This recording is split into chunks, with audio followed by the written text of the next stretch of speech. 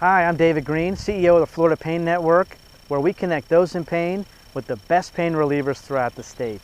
That includes pain management clinics and doctors, chiropractors, and physical therapy practices. The topic today is sciatica. What is it, how does a person get it, and what to do about it? Well, sciatica refers to a combination of a few nerve roots that actually come together as they come out of the lower back. And they form the sciatic nerve. So it is one nerve, the sciatic nerve, but it took multiple nerve roots coming together to form it. And it's a big, big structure as it goes through your buttock area and down into the leg. So sciatica itself is not really where the nerve root is getting pinched. It's actually before that. So before it becomes a sciatic nerve is where it gets pinched. And they call it sciatica because it affects the sciatic nerve depending on which nerve root is getting pinched. Okay? So let's take a step back and look at the disc itself. Every level in your back has a disc, an intervertebral disc. And it's the squishy, shock-absorbing structure. It's made mostly out of water and collagen. And it's important. It helps you absorb stresses as you walk and jump and basically do every activity during the day. Without them, we'd be in trouble because bone does not absorb stress very well. All right? The problem is that the disc is not perfect. So I liken it to a jelly donut. You have an outer covering to the donut that is typically harder than the inside jelly. Okay? So the problem is, just like a donut, if you get a tear in the outer part of it, the jelly can squeeze out. And I've shown that here. If you get a tear here, the jelly can squeeze out. Now if it squeezes out, it may not cause you any pain.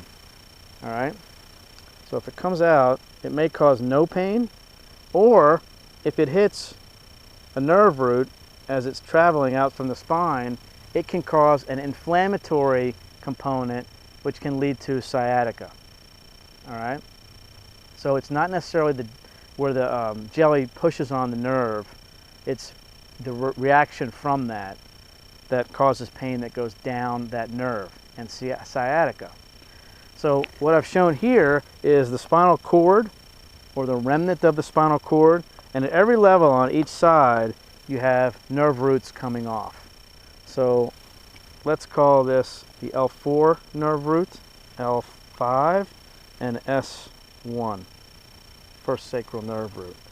If you have a piece of disc that is coming out and pushing on this nerve root as it's getting out, that is a pinched nerve that can cause sciatica. 1% of the population on a daily basis is suffering from sciatica. Very large number. If you figure there's over 300 million Americans, that's over 3 million people in this country every day who are dealing with sciatica. Just because you have sciatica doesn't mean surgery is an absolute. Usually you try non-operative treatment first. If it leads to muscle weakness, like a foot drop, then surgery is more likely indicated, especially if it's not getting better. Okay? If you try physical therapy, chiropractic treatment, maybe spinal decompression therapy, that can work really well.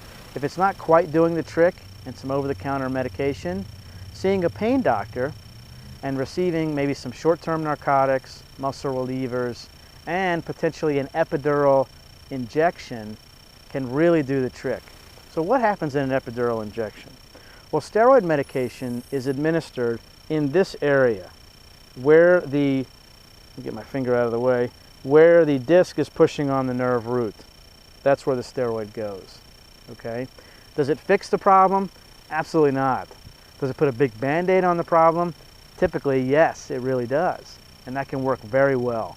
Because what will happen, hopefully, is that this piece of disc that has come out, the jelly, your body knows it's not supposed to be there in the spinal canal pushing on a nerve root, causing sciatica.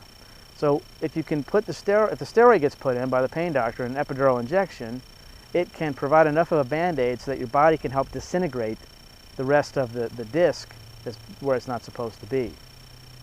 And that's been shown to happen quite nicely. Epidural steroids work really well over 75% of the time. There's actually a recent study that came out showing in professional football players they work well over 85% of the time.